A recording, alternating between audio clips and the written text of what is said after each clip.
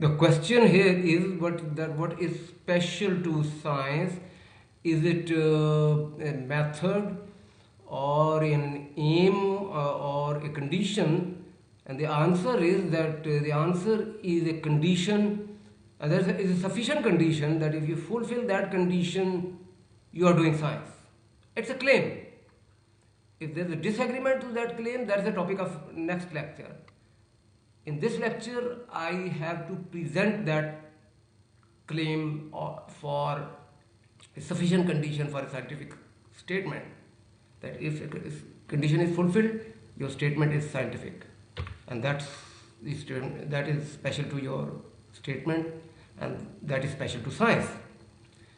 And the claim is the following. Actually, there are two versions of the claim.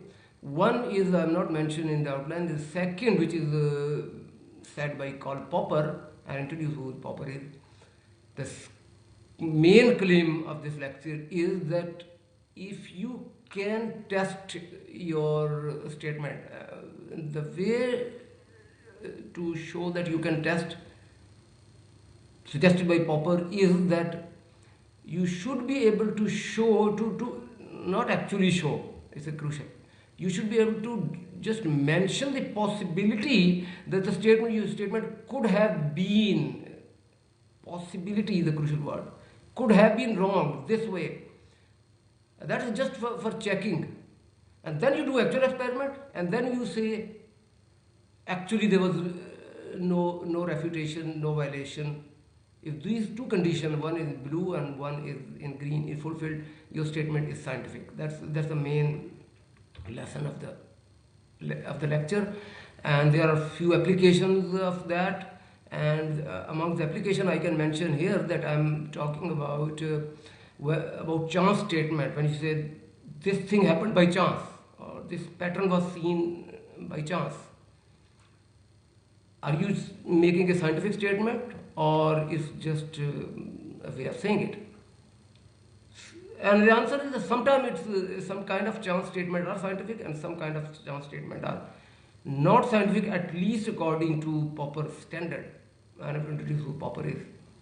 So these are the aims of the claim. Now I start actual. As I said, I'm saying two ways of saying sufficient condition. The one way is that personally I have to tell to claim that this is what I myself thought, although I don't necessarily mean that it's something a new result, or maybe even if it's not, maybe that it's understood by any person working in science, or maybe it's a new that has to be seen when I send it for a publication. Furthermore, you just listen to what I'm saying, and this is I'm saying.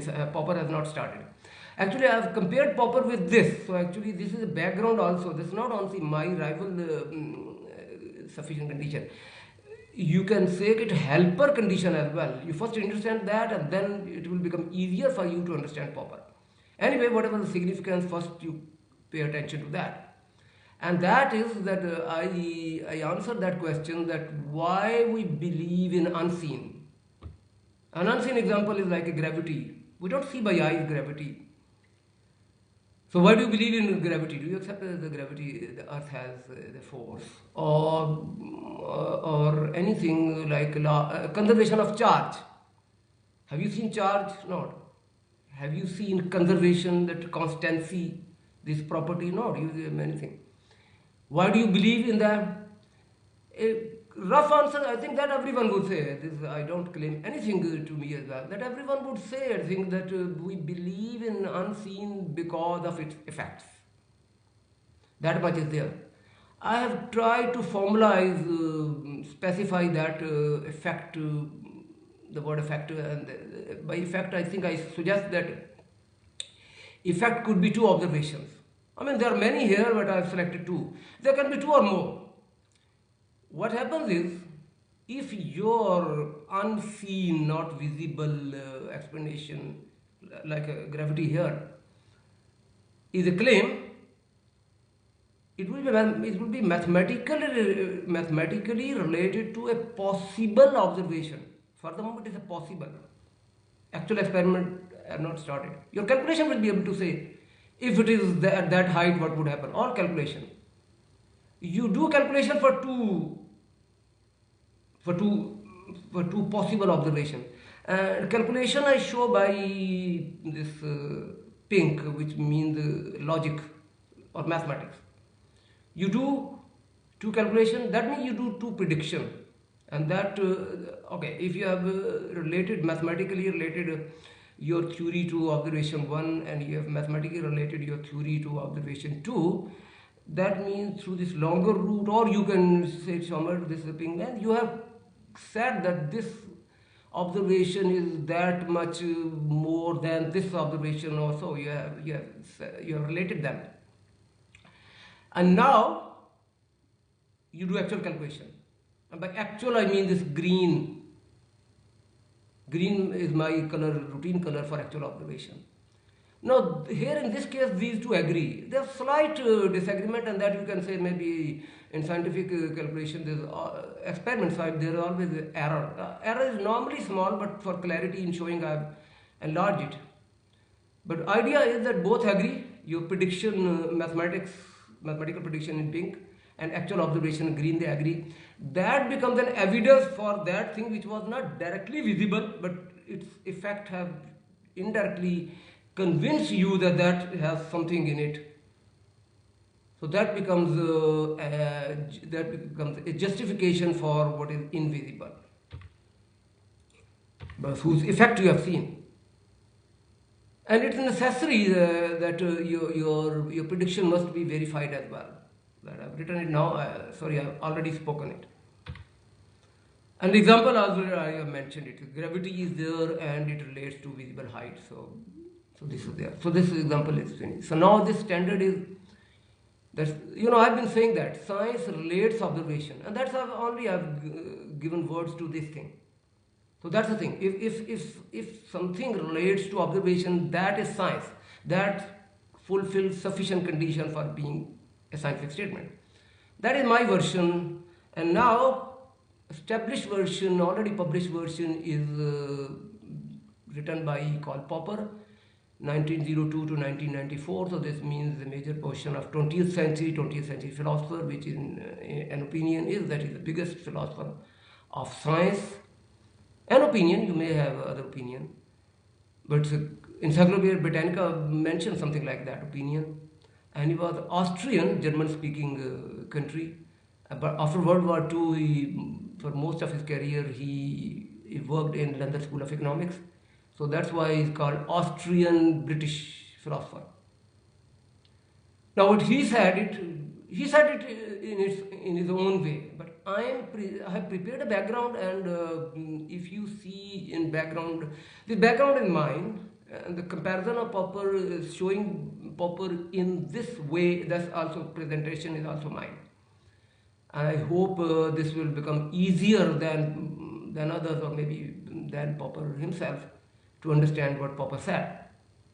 So my way of presenting is that in previous slide I said two observations.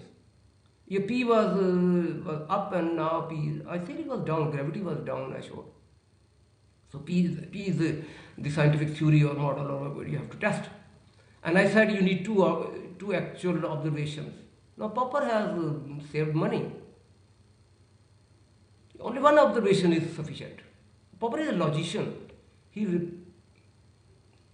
replaced the actual demand of money, means the actual second observation, he replaced with his logic. You said just purely logically you write a possible observation. You don't need to spend money on doing actual. Even that actually, for the moment, even the first actual is not done. The second actual, not. Both are possibilities. Later, this will become actual. That's why I have greened it, and this will remain possible. That's the whole plan. For the moment, before observation, both are possible.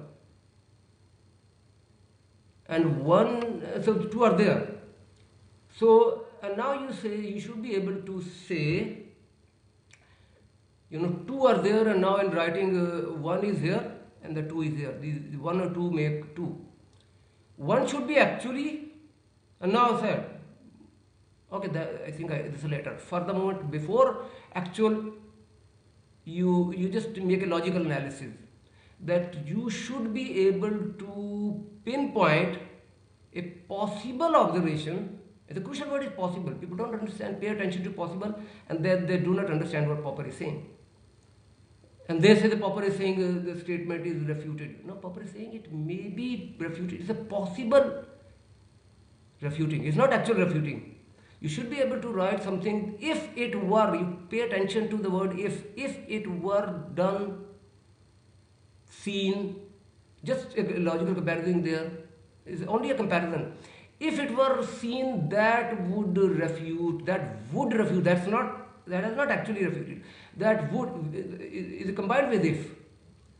That would refute your statement P. Now, this is a proper way of saying it, that this means through a comparison.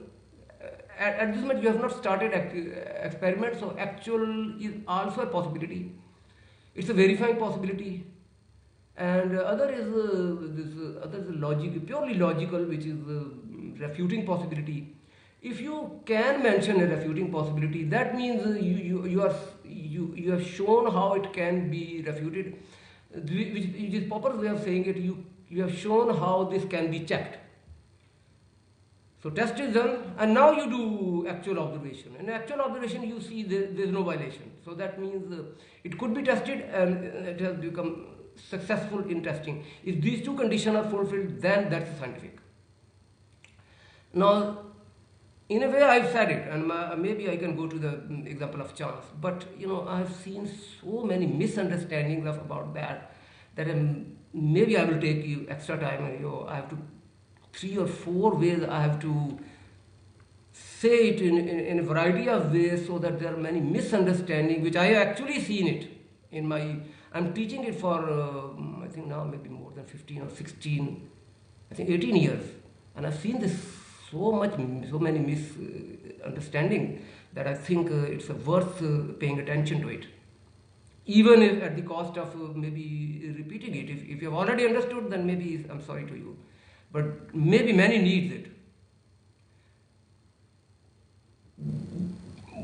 I'm repeating it. Popper says that it's not enough saying that you got a success. You must be able to tell what was the test in which you got success. If you have not told what is the test, then what is success means? And the test is you should show that you could have got bad marks and you have obtained good marks. If that is the condition, then if condition is fulfilled on both conditions, you could have got bad marks, but you have obtained good marks. Now success means success. And here success means the statement is scientific. Another way of saying it, this is a triangle I'm saying, is that if you say this is a white color, white may be success, you can say that. It has to be compared with something else. If it is only white, then success is all the way success. You have mentioned only possibility of success. You're not comparing success with anything. So that means there is no test is done. If test is done, logically there should be other possibilities. There should be other color, which is black here. You can prefer any other color. Only if there's a variety in that, you pick up your color.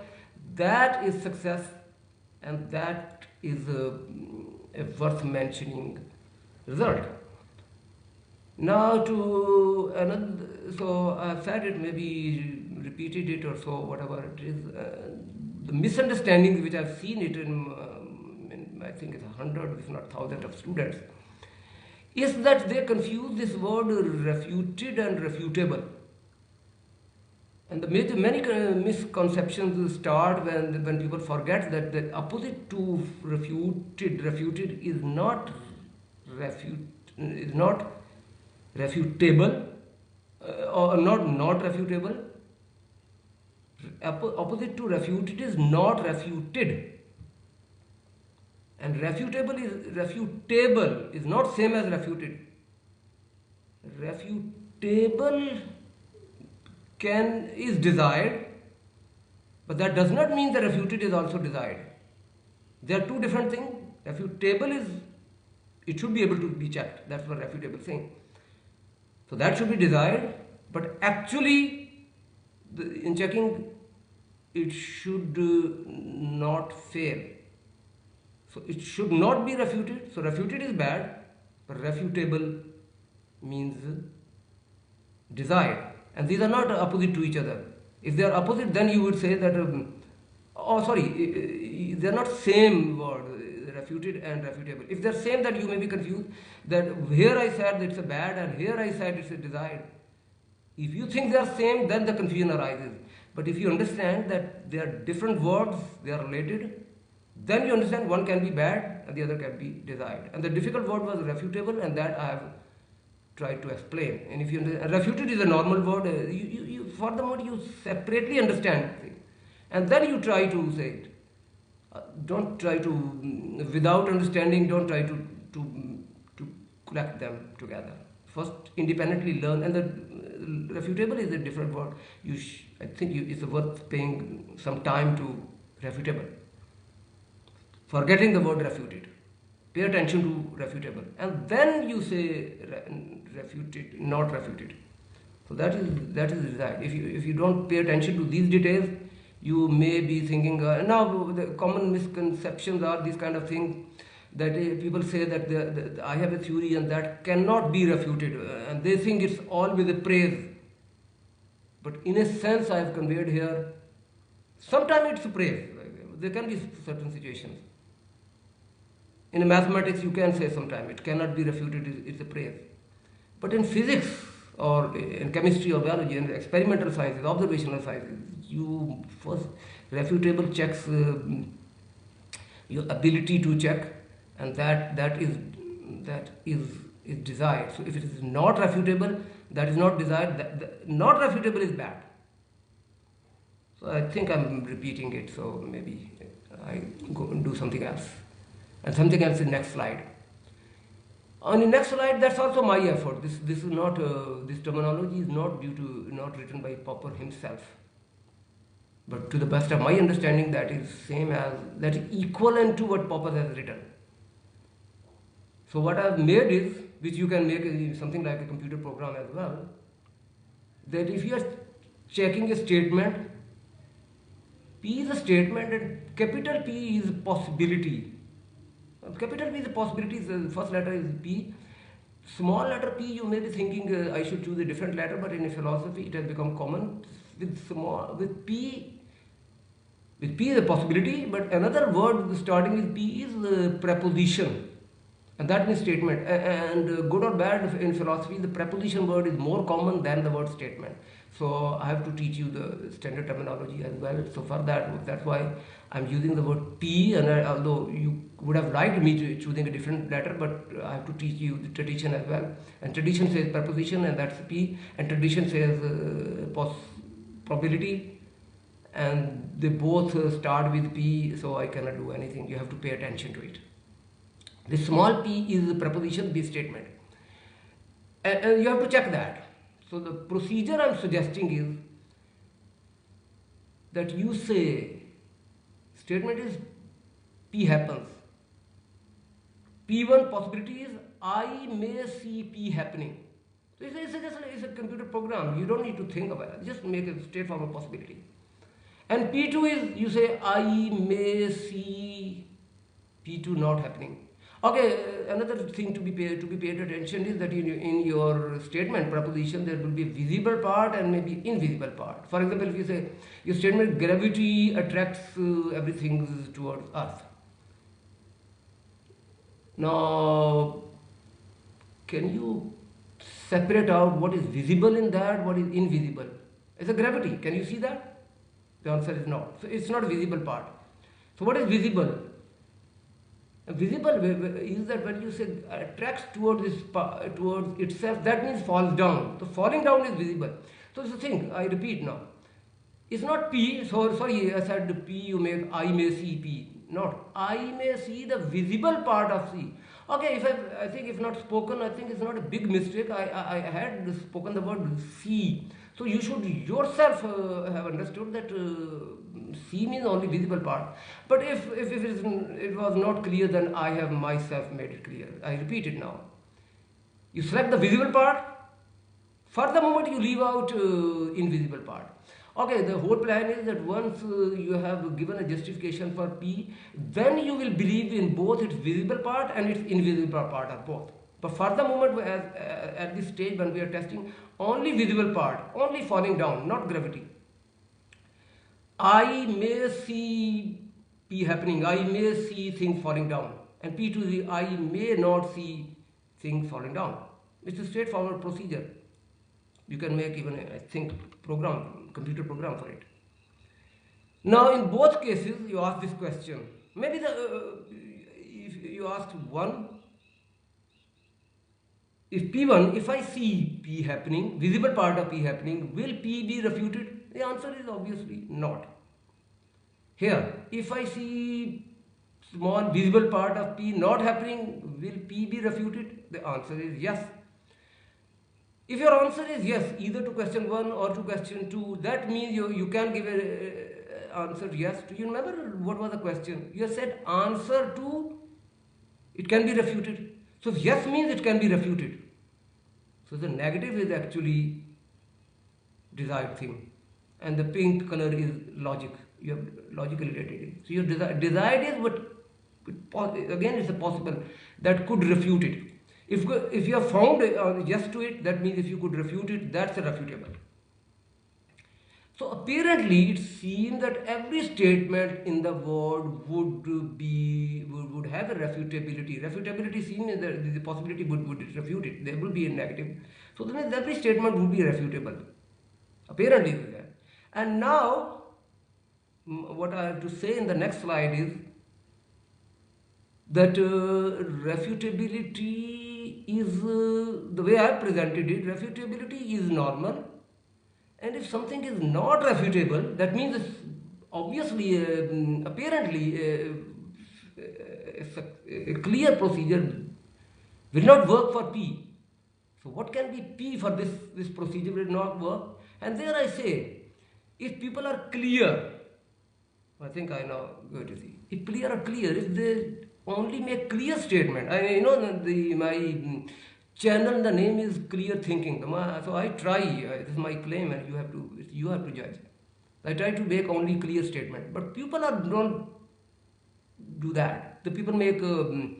If I repeat it here, I'm going to take you back. If the statement is clear, then this procedure is there, and that will tell you that P2 can refute it, and the statement will be refutable. If that is not possible, I think the reason is that people do not make clear statement. And the pauper has exposed them. And how can it be that people do not make a clear statement, clear testable statement? And the way people do it, I don't know why. So sometimes they say that my statement is about unknowable things. There are many universes, and they are moving. I mentioned in previous Tyson. We cannot know about them. So if you cannot know about them, how can you check your knowledge? If you do these kind of things, then obviously your statement will not be checkable. You make P2, but you make P1, you make P2, but nothing can be compared. Actually, if you can't compare it, you will not be able to select yes or no. So that means the no on P2 which I relied on, that is not available, because nothing is available. No yes, no, nothing is available, but it's just it's a way of saying it, and people are following it. Maybe I don't make too many personal comments. I don't know why. People are following it, and they. Okay, then another way of saying it, you say something happened in remote history on Earth. Something happened by a process which is not, somehow it happened. You use the word somehow. But if someone says how actually, actual process, no, there's no. Somehow this thing happened, somehow this changed to that. When you somehow, you don't present any process, that how can you check with actual observation? So again, neither yes nor no, there's nothing is available. So if there is no yes or no available, that means you cannot check if the statement is refutable or not refutable. So that's one way of there which people think is a good, but Popper's way has exposed it that actually, even if they are big names, whatever they say, but actually that is not checkable. It's just people are, if someone wants to blindly follow, it's his or her personal business. But I mean, if you agree to Popper, if you have a disagreeing to Popper, then if you have other standard suggested, then it may be a different thing, which I don't know of any clear standard.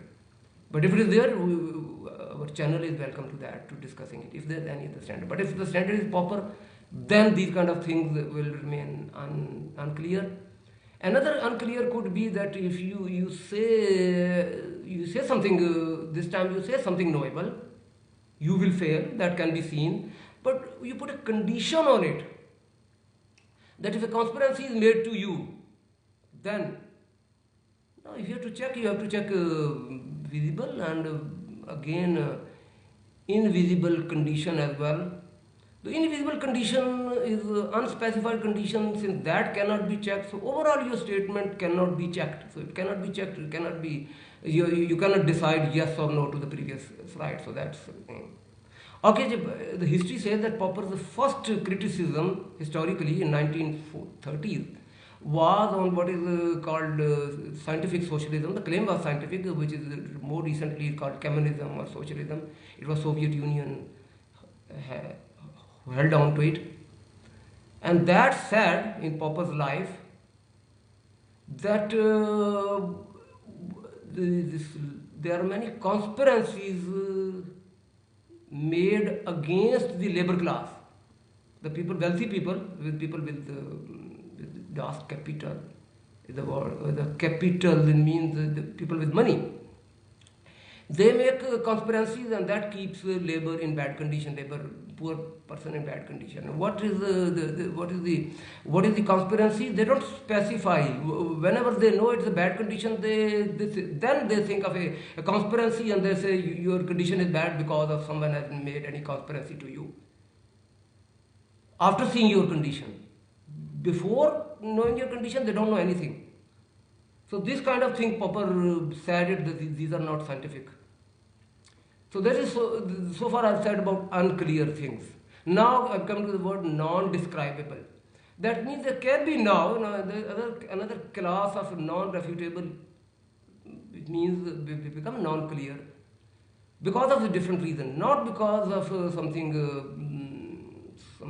bad about this. This time's example is a genuine knowledge, which is the definition of a circle. But circle is, you can know a circle, but you cannot see circle. So your definition of a circle, you cannot judge with, you cannot compare with observation. And you cannot decide yes or no, agree with the observation or not agree with the observation. So that's another kind of situation in which yes or no of previous slide are not available. So no yes, no refutability. The last example I said, that if you have included both yes or no in your proposition, then of course the P1 and P2 both will be equally yes, equally no, and maybe so that means you will not be able to choose one out of them. And the example could be if you say heavy things fall down or heavy thing does not fall down. So if it is fall down, it is not violated. If it does not fall down, it's not violated, because you have mentioned both possibilities in your small p, so there cannot be a violation. So these are kind of things which look like impossible, that how can be statement can be not refutable, but there are cases that are not refutable. And before going to the main sliding topic of this lecture is a chance, I have make two clarification. And again, if you have understood the topic, maybe you don't need it, but I've seen so many misunderstandings that I think I'm not wasting time. And what I've actually seen it, that when I say that you think of a possibility that would refute it, if I say a scientific statement, and the refuting possibility would be I may see a violation of science. But I've seen the cases that people find there are so many, they have not understood the topic. So they are not able to see beyond science. They think that in philosophy of science they are studying science. So they think that the teacher is telling you a lesson of science. That, for example, water boils at 100 degrees centigrade. They start telling me that a science course tells them that water boils at 68 degrees centigrade at Mount Everest. Now, those who say that, they don't understand that this is a course of philosophy of science, not science. This is a lesson of science which early science education tells you, but that is not a possibility. You know, P2 was against scientific possibility P1. If you have told me a scientific result, that is not against science. So your P2 must be against science, unscience. If you are limited to science, then you are mentally too much restricted, and in that case, I'm afraid you're not understanding philosophy. You think it's a course of science. Not, it's a philosophy. Philosophy is philosophy. And philosophy is about science, that's not in science. You are comparing science with something else. But if your mind is stuck to science, that you will not compare science with something else, then you will not doing philosophy. So these are the misunderstandings which is produced. You think of a possibility which is against science.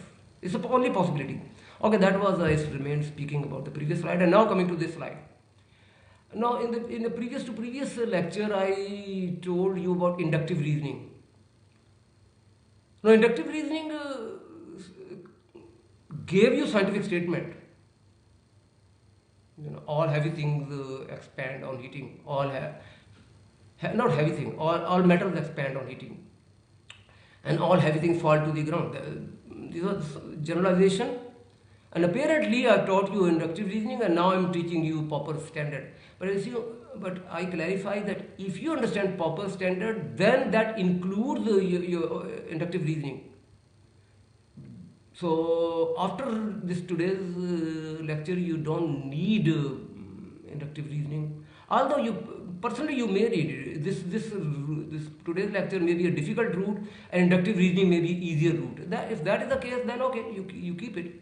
But otherwise, in principle, you don't need it. If you are able to check in today's lecture, inductive reasoning by today's which is refutable but not refuted, the answer is inductive reasoning is also refutable.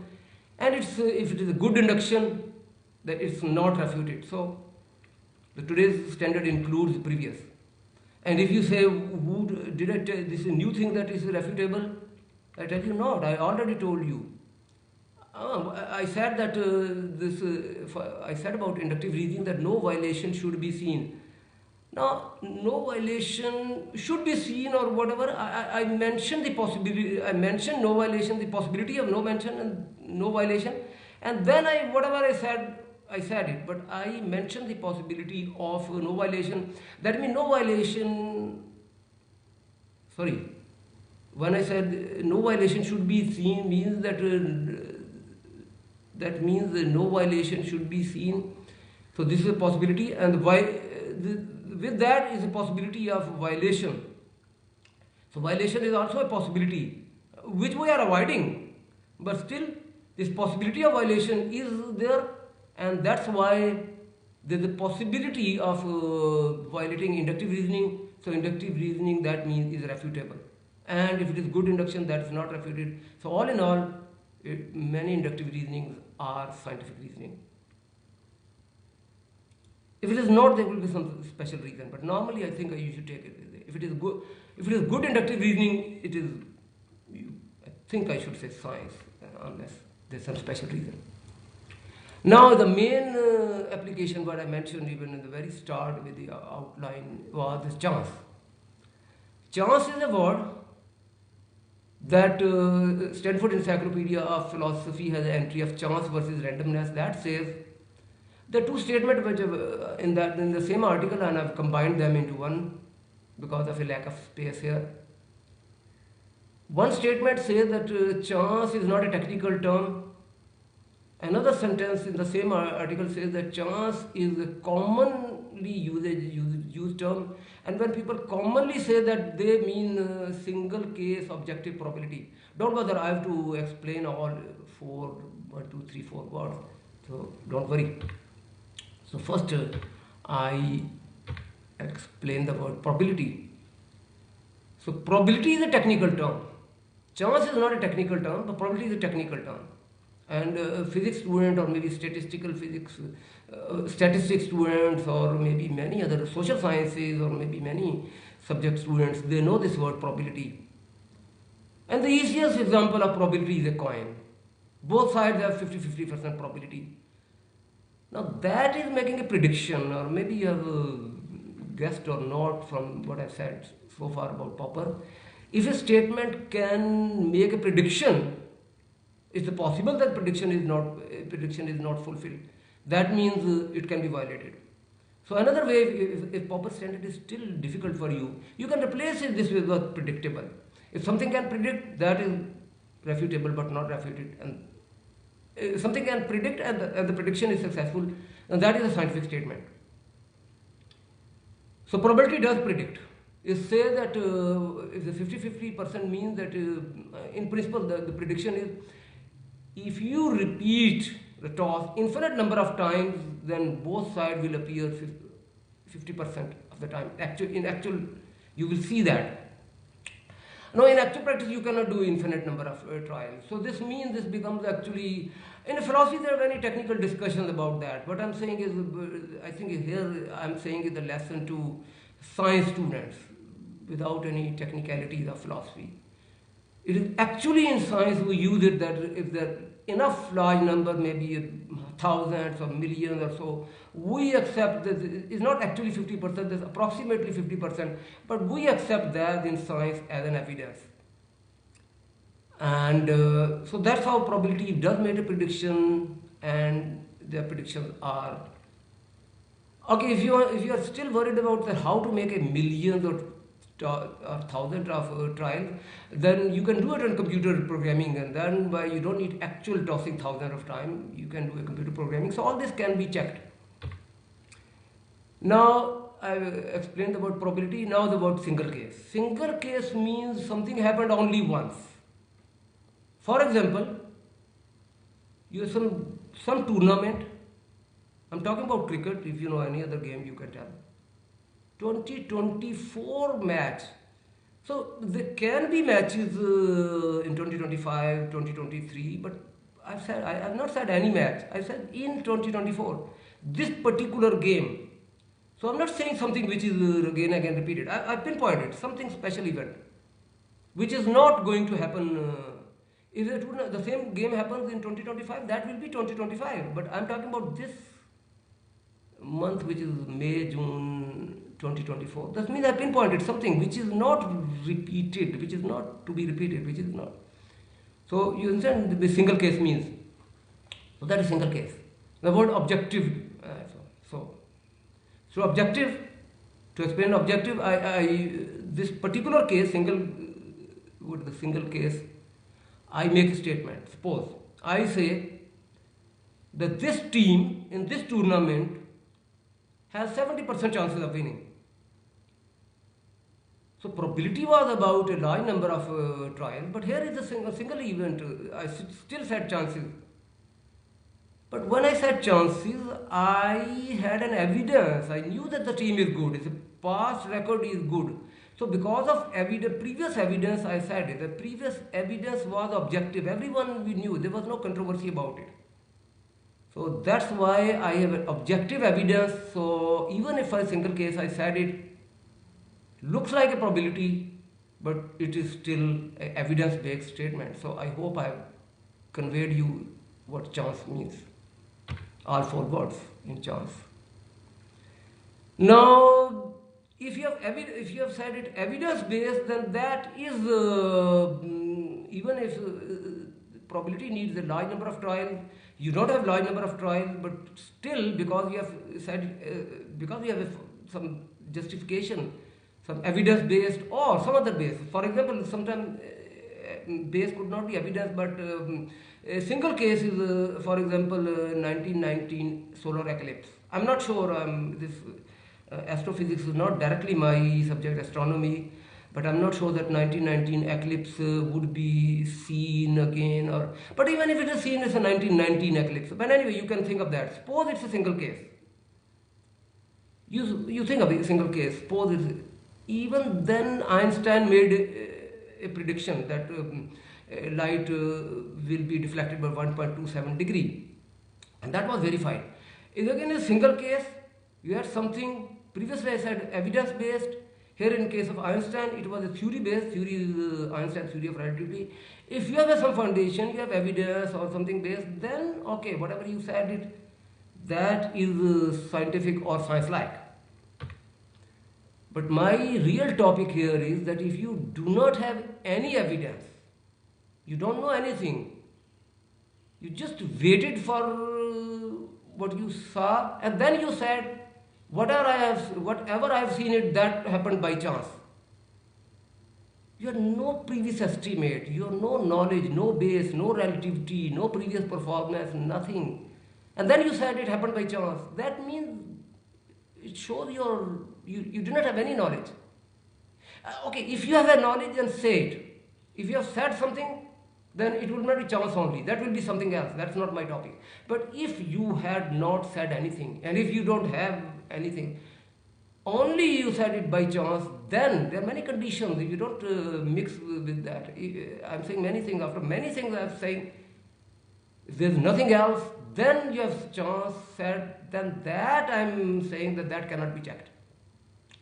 Okay, why it cannot be checked, I tell you later, but before that I combined two other examples. Okay, one example was which I mentioned previously, the team winning. Okay, sorry, the team winning was because of evidence bad. Here it is, the first example would be the suppose you do not know that sport, and you only before that you have no idea, only after the tournament you said it happened by chance. That can be one example. Another thing that people may say that universe appeared by chance. And they don't know anything about else.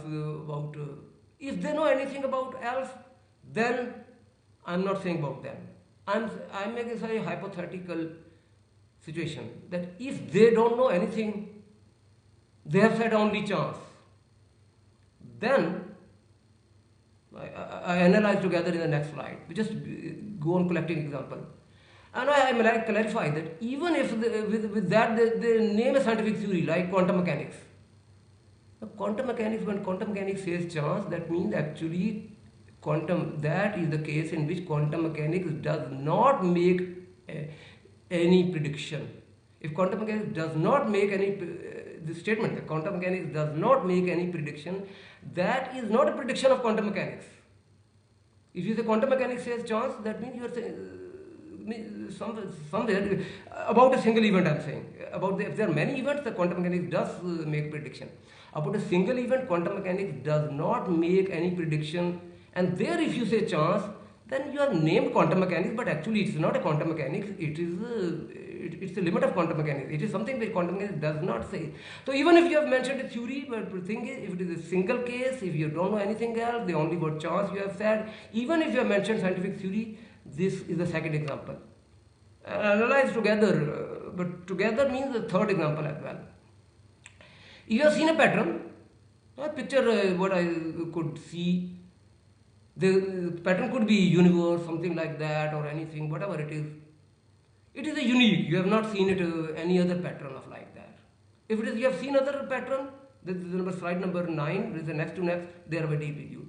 Here is slide number 9, not slide number 11. On 9, I am saying if you have not seen is repeated. If you have seen only one pattern, and you don't know anything about health. You have no theory, you have not thought about what are features, and you have not made any scientific explanation. Only you saw it, you said it happened by chance. That means you are doing something which other previous two examples have done it. And now I analyze all three together. What I'm seeing is, the previous example was the case, you had explanation chance only. If you have any other, then I'm not talking about that. If only chance you said it. You did not say anything else. And it was not repeated. It was only once. Specialty of repetition, I go to the next slide. But here, not repeated. In that case, what happened? You don't know. You have no previous estimate. If you have seen A, you will say A happened by chance. If you have seen B, you will say B happened by chance. If you have C, you see C happened by chance.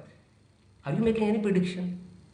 Did you make any prediction A, B, or C will happen? No. Whatever you saw, you made that your prediction. So if your prediction, so-called prediction, you have predicted after seeing it. It's not a scientific prediction.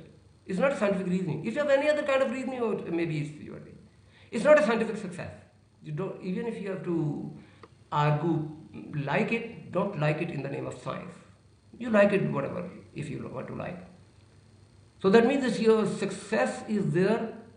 Another way of repeating what I said is that in this case, your judgment, your decision of success had nothing to do with actual observation. Whatever you see, you have already decided you will succeed. You are not even actually, you don't need actually, you are not depending on what actually happened. So if your relation with the observation is that much weak, then don't call it scientific. Okay, that means, I just summarize it. The explanation by chance only of a single non-repeated observation is not repeated, and that means it is not so far scientific.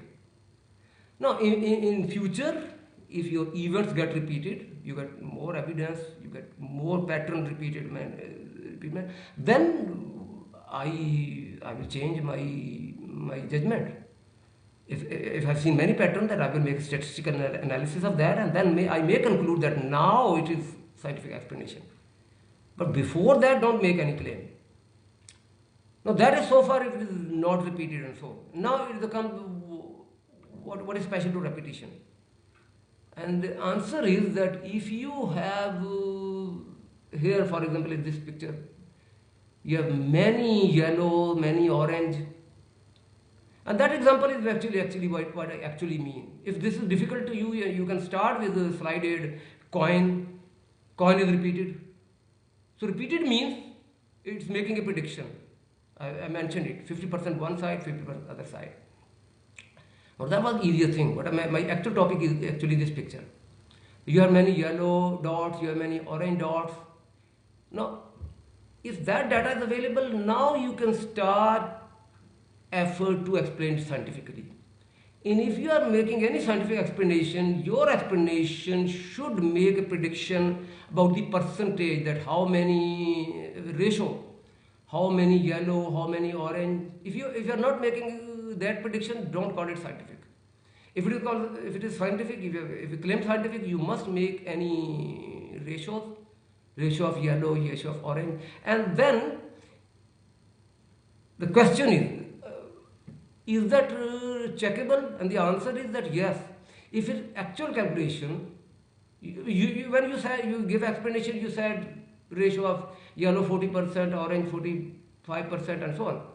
Now, actual experiment, I only mentioned as a possibility. Actually, I have not seen it. I have not counted it. Okay, I have seen it. I cannot say lie. I have seen it is orange. I have seen it yes. But actually, I have not counted. So in that sense, you can say I have not started actual experiment. I have just seen a feature of it, but not full actual experiment. I saw it, and then I made a theory, and that gave me 40% percentage. Now, actual percentage, if they differ with which I said 40%, if they differ significantly, a detail of significantly are there, which I don't have time for it. I'm saying exactly significantly means that there's a probability of agreement, there's a probability of disagreement, and the probability of disagreement is lesser than a standard which you are using already. That means you already use standard says that your disagree. That means your theory has a disagreement. That means if so, it would be refuted. So I mentioned a refuting possibility. So that means it can be checked. In the coin 50% or 50%, you may see that if you have seen one side 10%, other side 90%. It's just technicalities, I don't have time for it, but roughly speaking, you can say that 50-50 probability it would be refuted. So I mean, my purpose is not that I don't mean to say in the technicalities of statistical physics. I'm just telling you it's possible to check. It's possible to refute. And then you do actual counting. So far I've just seen color, but now I'm seeing actual counting. And actually counting is repeated. and no disagreement with my 40%. No, in probability you have to say no significant disagreement is seen. That means this could be refuted, but is not actually refuted. So that means it is scientific. So all what I mean to say is that if an event is repeated or if a pattern is repeated, that can be scientifically checked. So now I conclude, but this time because it's something remained. What I said that I should tell you that in a philosophy there are still many articles and discussions about probability can be checked if it is 10% or if the coin says 10% or 90%, is it a definite rejection or still a possibility of acceptance is there.